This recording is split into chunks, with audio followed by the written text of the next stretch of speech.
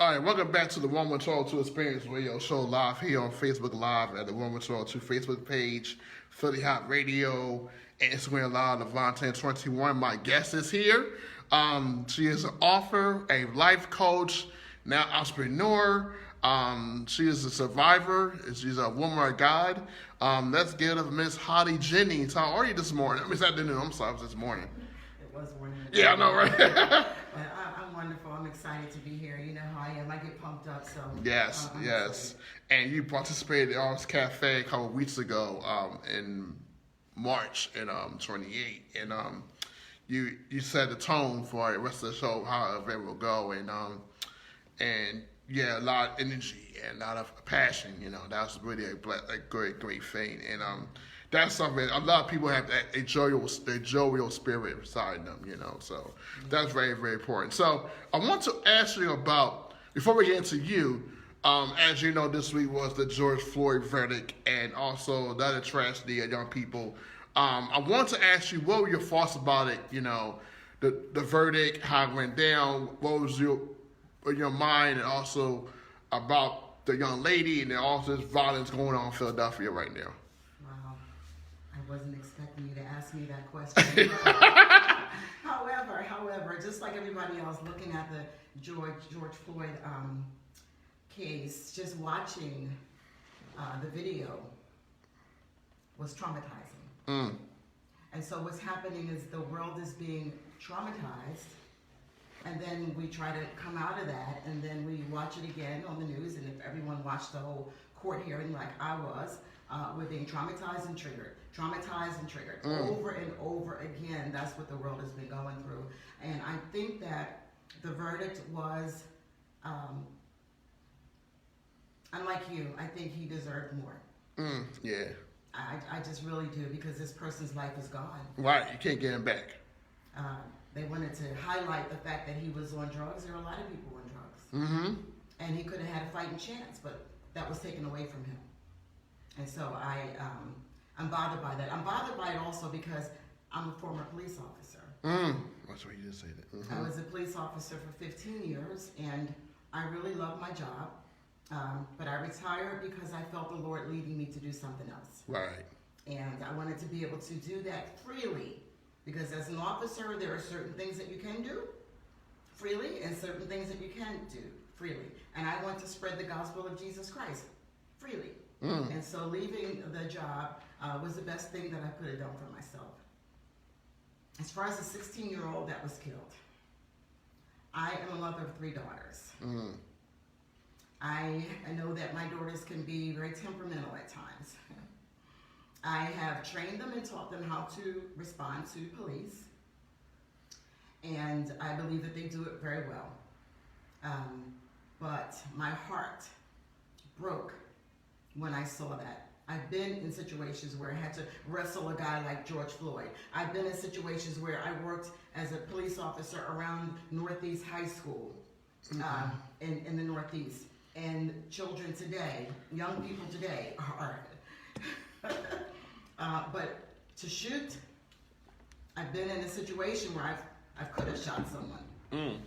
I can't call it, I wasn't there, I don't know, but my heart as a parent goes out to the parent of that young lady whose life is over now. She was already in foster care. Right. She didn't even have a fighting chance now. Her life is over at 16. So that's a big deal. So I have mixed emotions about it. Right. I really do. Yeah, I feel like in the day, all that could be handled better. You know, better training, better way to handle that. You know, I think, because in the day, a young person's life is gone. Like no mother should have buried their child. Yeah. Even before they even fully blossom, before they develop to what they are really fully capable of, you know, they're gone, you know. So we just gotta see how everything plays out, you know, because they did tell me you're a police officer 15 years, and I commend you for that. That's not an easy job to have, especially now. You know, even before that was hard, but now it's like, you know. But I won't get into that later about, you know, how you became officer, but let's talk about who's Holly Jennings. Who is she? She is today. Today. Before Christ, that's a whole different thing. But Okay. today, she's a woman of strong faith. She's a woman that has gone through some serious trials in her life that could have and probably should have caused her to lose her mind. But by the grace of God, I am still here to give my testimony of all of the stuff that I have been through. I love it when the Lord presents the opportunity for me to be able to share my testimony. Right. Because our testimonies help other people. True. And so I love being able to do that. So I'm an author, I'm a retired police officer, I am a speaker for the National Coalition Against Domestic Violence, which tells you that I've been through domestic violence in my life. And I love to write, I love to speak, I love it when the Lord opens up a platform so that I can encourage and help someone else get through. I'm also a life coach now. Love doing that. And I have clients who just want to know, how did you get from here to there? And all they need is someone to believe in them. That's it. Believe in them and give them a push. And that's what I love to do. Right. Wonderful. We'll get all of that. So what was your upbringing growing up? What was Holly Jennings like growing up? And what made her decide? Well, I don't know when you became a police officer in what stage, but what made you decide to say, look, I want to do this? So what was your upbringing like first? Yeah, I like to talk about that because there are a lot of young people today who, like me, grew up in the hood.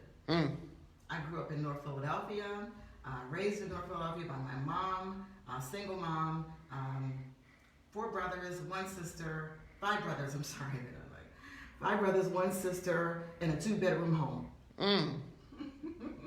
Yes, and mom did a great job. I mean, we had Christmases where we had stuff falling from underneath the tree. I don't know how she did it. Right. Because as I became a mother, I'm like, I'm struggling to do this. Let me get you 2 gifts. But mom did that, and so I grew up. But what a lot of people don't know is that my father, who was not really present in my life, did show back up again. And then left again. And the last time that he left, before that, I had gotten such a great connection with him and a bond that I've never known before because I've never had my father. But my father, when he left again, my father was killed. And he was killed by a white police officer. And that kind of broke my heart because I know that he committed a crime. See, we don't like to tell the truth. Some of us are committing crimes out here. You know, and we just want to be able to say, oh, and break out the high school picture. He was such a good boy. My dad committed a crime. Could the officer have shot him somewhere else, in his legs, in his feet? I don't know. He shot him straight in his chest and he died. And that's the last memory I have of my father. And so that is what pushed me to become a police officer. I wanted to be better. I wanted to get on the job and I wanted to be better. I wanted to show my African American brothers and sisters and young people that there is some good, you know, because being a police officer, it has been tainted. Yeah, right. There has been, I remember my brothers growing up in the hood, you know, some officers really gave them a hard way to go. And I know that it is because they were black in the hood. And we don't want to tell the truth about this thing, but racism is real. It is. Always been real. Always. It is so real, and we have to grow up in that environment, and we have to adjust to it. Right. Who wants to adjust to racism? But many in the hood had to do that. My brothers had to humble down and adjust to racism. It's an ugly thing. I have a lot of people say, oh, I got a lot of black friends. Well, I can say that too. I got a lot of white friends.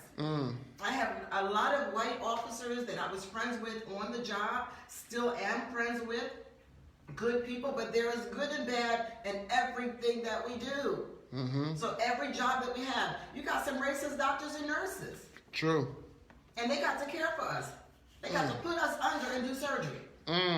With their racist selves. So this is something that I think that us as black people, we need to have some serious, open, and honest conversations. Right. We need to educate our people on how to really fight this thing. We're not fighting it when we're out there shooting and killing. We're being looked upon like savages. Right. We have to change that. Can't nobody else change our situation except for us. And so I believe that is critical. I believe, and I talk about it. I'm not ashamed to talk about it because my people fail for what? Lack of knowledge. Knowledge. We have a responsibility. There is some accountability. And until we address those issues honestly and openly, then we're going to be right here where we are. Yes, indeed. It's about those conversations about each other because the violence is going on. Like we killing each other. It's like it's getting worse and worse. Every day it's like we supposed to be together, but we kill our brother and sister for what? Things that we could even talk about, having a discussion about. Okay, hey, it's really not that serious. You know what I mean? People losing lives, and if you kill someone, it affects so many other people. It affects the mom, the dad, the friends, the husband. It affects them profoundly in a negative way.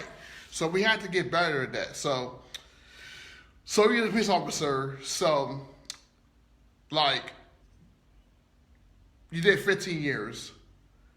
What was a normal day like for you? Like what was it long days or certain days you had to do more than normal because it was going on, like an event or something or a crisis situation? Like what was a normal day like for you as a police officer? Being a police officer is called the greatest show on earth. Wow. It's called the greatest show on earth. And when I was told that when I started the job, I was wondering, okay, what is this all about? But I learned very quickly. I learned very quickly because you can go to one job where you're delivering a baby. How beautiful is that? Right. And to the next job, the next call, the very next call, to a young person laying on the ground, choking on blood for their life, where you have to literally pick them up because you can't wait for paramedics to get there. I'm not saying that they don't get there quick enough, but sometimes it happens. Right. So you literally have to pick them up, put them in the back of the wagon, and try to help them get to the hospital as quick as possible to save their lives. You can go from that job to something else. So it's like up and down, right. all day long. Emotions up and down. I was diagnosed with irritable bowel syndrome. My doctor says, it's no wonder. You're up and down like this all day long, this job, your emotions. And that's why you have a lot of officers who are alcoholics. Because you get to see so much. Right. And you don't want to go home because you don't want to sleep on that.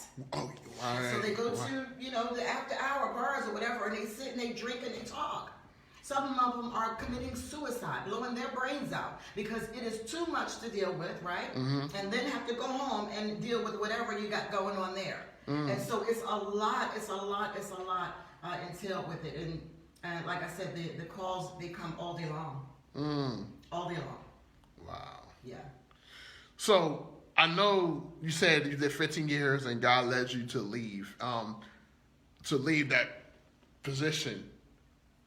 Well, I know you did. What ways you actually do it? You know what I mean? And sometimes you be put out like, I don't know. Like, what made you say I gotta leave? What made you say do it? Like to leave that.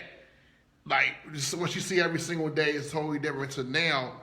Like, did that have like an impact on you? Like when you left, you had to take like for therapy or something, or get some self care. Like it was a lot for you every single day. Like now you leave that, now you got So like, what was that like? Yeah, a lot of police officers can, just like Army, Navy, Marines, can end up with PTSD. Wait. Yeah. And that is very serious because of all of the things that you have to see. I have to see some things that I wouldn't even come home and tell my daughters about. I don't want them to know about it. Wow. I came home with black eyes. Wow. Because you have to fight. They already size you up when you get out the car. And I learned a lesson that I learned how to fight. I had to because it was my life. And so I remember I had just gotten myself saved. Oh, wow, okay. Just gotten myself saved. I didn't grow up in a church like a lot of people. Oh, okay. No, I lived my life. I had fun doing it. But then the Lord, He touched my heart. And I gave my life to Him. And it was maybe a year later. Okay. I was riding in my patrol car. And it's like, that's when I began to hear from the Lord. And I didn't know if I was really hearing from God. I'm like, what is this? And he was telling me that my time on the police department It's rounding up. What's up? is up. Mm. And I struggled with this, and I was going back and forth to church. I was going to Impact in Your World Christian Center with Pastor Ray Bernard and Tracy Bernard, and he began to preach on faith. Mm. And he would just say, and it seemed like he was looking right at me, he said, some of you are in the biggest faith fight of your life. God is telling you to do something, but you're not doing it. And he began to say that delayed obedience is nothing more than disobedience. And when he said it, it just hit me. Said delayed obedience is disobedience. When you Woo, take your time okay. to do something, Okay. you think God, even if you think that God is saying something to you, I suggest you just do it. Mm. Delayed obedience is disobedience. I remember going home and I was crying as I'm driving home from Bible study because I knew that word was for me. Mm. I remember going into my captain's office and I talked to my lieutenant actually. And I had did this before when he first spoke to me. And I told them, I think I need to leave. And they were like, well, just stay for a little while longer because maybe you just, they didn't understand that God was speaking to me. Right, yeah. And so the last time I remember talking to my lieutenant and she looked at me and she said, I don't think I can change your mind. I said, no, ma'am. Mm. And I remember leaving the police department and I was so excited. And I remember the first day that I was home and no more job. And I'm like, oh, okay, God, what What do we do now? what am I going to do? And he said, and he simply reminded me of a gift that he had given me. And that I got off track. He will allow us to do things, but I got off track. I was supposed to be here writing books. That accountability. You got I didn't do that. Accountability. I veered away and I became a cop. He allowed me to do that. Right, yep. With his grace, he allowed me to go ahead and do that. But he says, just write. Just right. And I started writing, and he began to speak. And as he began to speak, he gave me the title of this book. It's called The Many Faces of Faith. My testimony of faith in God. This is my whole journey when he began to speak to me on the police department. He told me everything that he had for me, right? This book was written in 2008. Oh, wow. Wow. And I'm doing everything that he told me that I was going to be doing today. 2008. Wow. Wow, 13 years ago. What you been? Woo, man, 2008. I was in third place back then. Like, wow. I commend you. 2000. So you left the office in 2008. I left in 2010. Okay. Yeah, when he began to speak to me, I started writing. And then this book came out in like 2010. Oh, okay. Yeah. Wow. So now you did that. So you left the police force, went back to what God told you to do. It came an offer. Then you became, I think, a speaker for domestic violence. How that came about? Against domestic violence. I'm sorry, when that came about. I had just left the police department, and it had been 2 years, and I moved on City Line Avenue. I was going to have this life, this author. I started traveling, doing my book tours. And the minute I moved, my mom took ill. She was diagnosed with kidney disease before that, but her condition just got worse and worse. And then I also met a man, and I thought I fell in love. Oh, man. Sometimes we think we fall in love, and we don't. You meet someone, and you don't get to know them. That was my mistake. You got to get to know the person. Right, you do.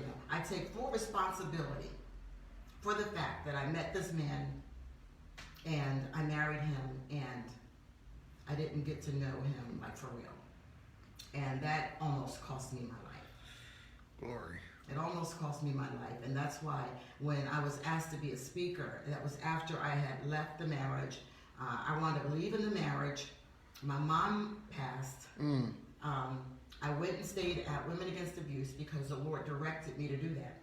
I could have stayed at other people's homes. As a matter of fact, I stayed with a pastor friend of mine, and the Lord spoke to me clearly. Women Against Abuse. So I left there and I went to Women Against Abuse, and it was right there in the shelter for abused women that I met women from all walks of life. Because I was blaming myself so badly, but I got to see so many women who had gone through the same thing. One of them was a doctor.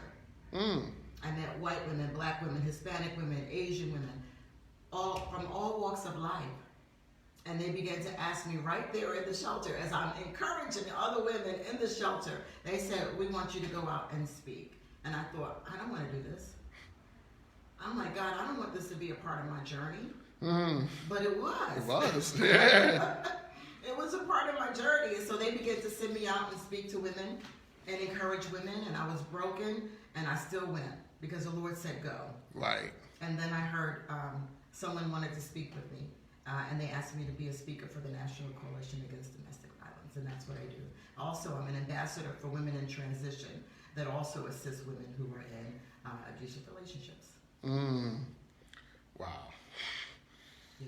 That's just God, because He can turn negative situation and turn it to your good, and just use it to testimony to inspire other women to help them transition and leave, and get in the mindset to do it. You know what I mean? It's that's being in a situation is not easy to leave. It's like you want to figure it. He figures it out. No, you got it. Is there, and God's telling you to leave. You will leave, and God will show you what to do going forward. So, and that's just God being God. He puts you into situations that He'll bring you out. You know what I mean? It's that on His own, and then say, well, I was trying to do it. So that's not incredible testimony that.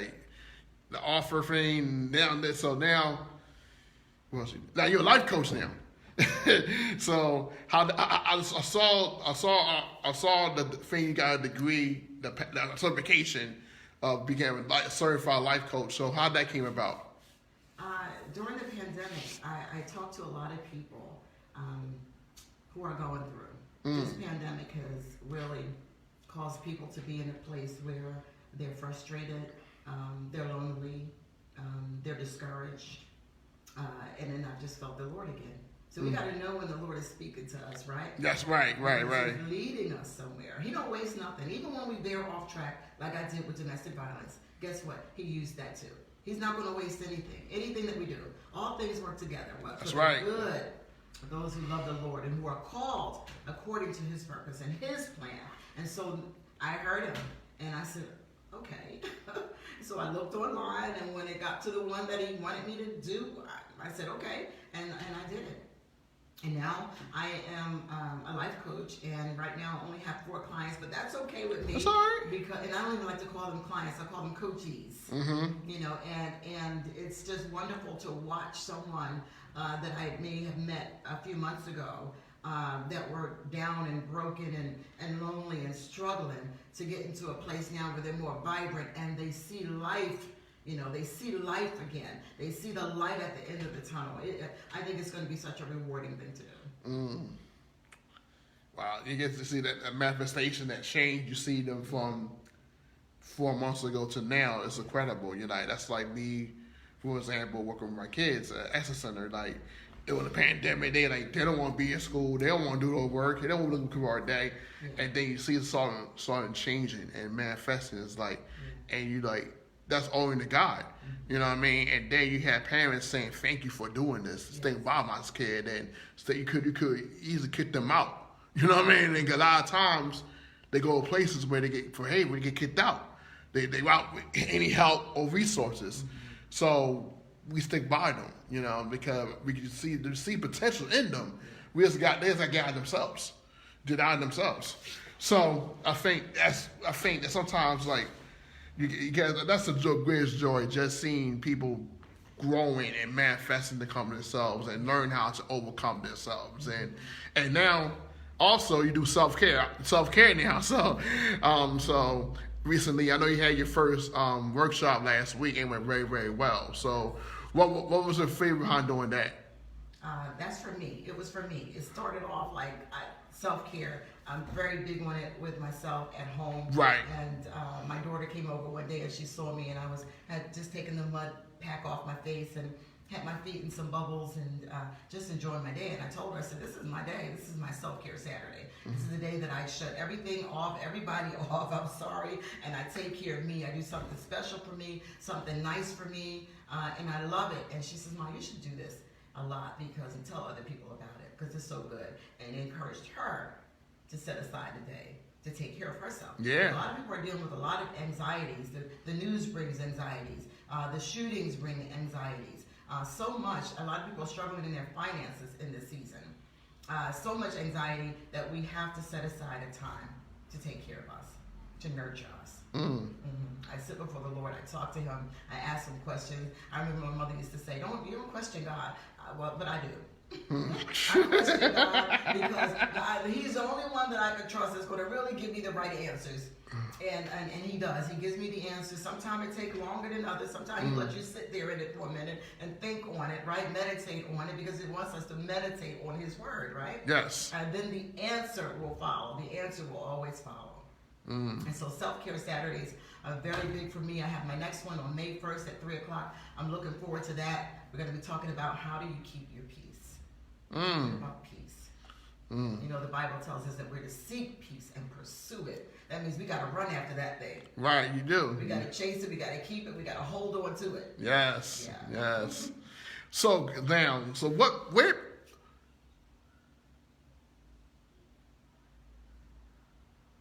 what advice would you give to the younger Holly Jennings now? To the younger me, oh my God. I feel like my younger, now when you said earlier, did I take therapy? I still do therapy. As a matter of fact, my therapist has a therapist. Right? Don't want that. And she had me to write one day when I first started, to write a letter to my younger self.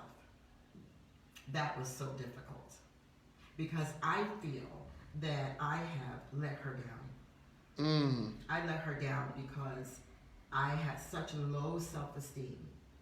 I feel like I should be even further in God than I am now. But when I came to know the Lord, I came to know the Lord with childlike faith. And that's the way that He requires us to, because we don't know nothing. He knows it all. And so I just took God at His word. I just believed whatever He said to me. What I've done is I've allowed people, others, when I began to get in ministry, to talk me out of my gifts. To talk me out of being who God called me to be. If I could say anything to my younger self, I would just say, I'm sorry that I've allowed that. People to intimidate me, people to make me shrink back. You know, we are not to allow anyone to do that. I heard you talking earlier about saying that you have a speech problem. I would say to that, change what you just said. You don't have a speech problem. And God is going to bring whatever needs to be done, He's going to bring that for you. I think you're doing an amazing job. You have amazing guests on your platform. Thank you. And God is going to do a great work in you. Thank you so much. I appreciate that. Yes. That means a lot. Sometimes you get reassured. It's always good to be reassured and be speaking to and just being empowered, you know. So where people can find you for more information about you, the author, the life coach, self-care Saturdays, entrepreneur. So where people can find you at for more information about you? Okay. I have two websites. The one is ministerhollygennings.com. And the second one is Evolved, with the D-E-D on the end, Evolved, wellnesslifecoach.com. And of course, via Facebook, Holly Jennings. So yeah, a minister. So you're a minister too? A minister? Yes. Oh wow! Congratulations! Wow. So, do a lot. I said when I leave here, You I'm want going to me die empty? empty. Empty. I'm like, what else, God? What else do you want Empty. me to do? I want to do everything. My ears are always open. Where do you want me to go next? Because I want to. We get this life, and some people are just sitting on their gifts. Let God use you. Yes. There are people waiting for you. Right. You need to, like my girl Shirley Powerhouse said, you got to show up. True. If you don't show up, then what? What's going to happen to them? I had someone tell me that if you don't do this call of a minister, people that God has assigned to you will die. Say it one more time. I'm sorry. If you if you don't answer that call to minister the gospel of Jesus Christ, those that the Lord has assigned to your life will die. Wow. Will they die a physical death? I don't believe that's what she meant. I believe that they're going to die a spiritual death. Because everybody ain't going to listen to everybody. True. I tell people that if you ain't been through nothing, you can't tell me nothing. And so there are people that probably think like me. You better have some kind of testimony in your belly. Yes. Before you come and preach to me, because I done been through too much. And so I'm looking for somebody that's going to preach to me the word of God, that's going to encourage me, that's going to inspire me, that's not going to be jealous or envious of my gifts, but to help push me to where I'm supposed to be. That's what we're supposed to do. That's right. That's right. Amen. Amen. With that, so I know you had an event that Saturday. How people can get involved? How people get registered for that event? On my page on social media, even on Instagram. My Instagram is My Life's Just Fine. So you can find me there too. And I always post when I'm going to have another self-care Saturday. I encourage men and women to come, because we don't know. The Bible tells us to love our neighbors as we love ourselves. But we don't do the as. We don't do the as. We can do everything for everybody. Play God, be God for everybody, right? Because that's what we're doing. We think we can do it all. I was that person, so I understand that. When God had spoke to me while I was walking on Lincoln Drive, because I was helping somebody out, every time they called for Holly, she showed up. And God had to stop me. He said, I cannot get her to her place of having a testimony because you keep getting in the way of her test. If you continue to get in the way of her test, whatever trial she's going through, they will be yours. God spoke this to me so clear. It scared me so badly. And I said, okay, Lord, so I surrender. I let that thing go. And guess what? She went through her test and had a powerful testimony because I wasn't in the way of playing God. So we can do that all the day long, but guess what? We getting in folks' way, but more importantly, we are getting in God's way. What an old woman said to me one day, I don't like to call her old woman, but older woman, mature woman said to me, mind your own business. Yep. And I have learned to do that. Mind my own business and let God be God in somebody else's life. Wow. Mind your own business. Yes. Wow. You gave us some gems, and your story is incredible. Just how God's used you and how has elevated you from the times when you could have been broken, and God still used you, and God brought you and edified you and magnify you now to do what you were called to do, the various avenues you were doing. And I appreciate that so much. I thank God for you. I thank you connected because you're going to work with me to young mothers and mothers in my school I worked with. And they were going to speak at the young women's event because I want our cycle to be broken, and it's kids like be broken. And just we'll talk about that later. That's called weeks about the reign of 4, for young ladies 11, 18. And I just want our young people to be not to conform, to not be okay with what you see right now. This whole year, you could already this whole past year's pandemic should have woke you up and found out, okay, this is not okay anymore. I can't accept this. I can't make this part of my reality, to my normalcy anymore. You got to be different. So, and I'm very excited about the event next Thursday for the moms. I really am, and the school coordinator is very excited as well because we're gonna help these mothers get to where they want to be, especially for the school I worked with, and because I want to be a helper. I want to help give people things that I didn't have growing up, or that the rest of my mom had growing up. The opportunity to have people talk to them, to give them encouragement, to give them light, give them a pep talk. You know what I mean? Just to inspire them, because all of us have gifts, and all we gotta do is, like you said, show up and just God use you. That's it.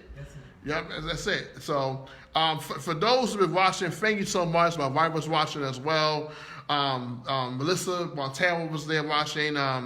So thank you so much for just being inspiration and living testimony, just for just inspiring me and just encouraging me and just encouraging those who want to watch it. How God can use someone like yourself, despite what they've been through, and just how and God put you on platform to use it, just share the gospel, just share the truth. Well, also that's the truth, you know what I mean? Again, for those who are watching, thank you so much. She'll hopefully be back on the show later down the line. So the summertime, see what else she got cooked up for us. But again, Holly, thank you so much for being part of the show. Thank you for those who are watching. We hope you have a good rest of your Saturday. Be safe, be mindful, be grateful, and let God use you. And have a good rest of your Saturday.